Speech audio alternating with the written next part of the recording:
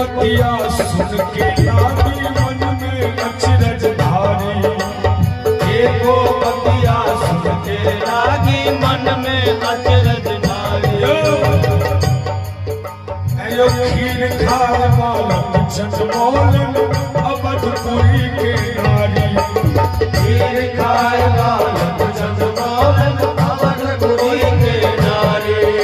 यही दुविधा से यही दुविधा से हम काम जाऊं मोहना।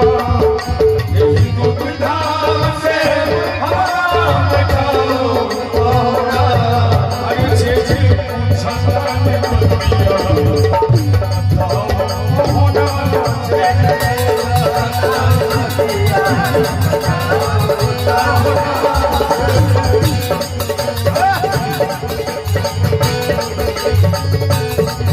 और कहीं छठी और मोर होया पूछे के मानल गेल है जिनकर माता पिता गोर होय छथिन उनकर बालो बच्चा गोर हेबाक चाहिए नहीं हो। बिल्कुल नहीं। अब एकटा पुष्पक जी छथिन अपने छथिन कारी और उनका कन्या भेटल छै बड़ गोर। आ बाल बच्चा जे भेल छै से एकटा कारी भेल छै एकटा गोर भेल छै। अभी अपनो दुविधा में रहे छै केहन गोर महिष जकां गोर। तो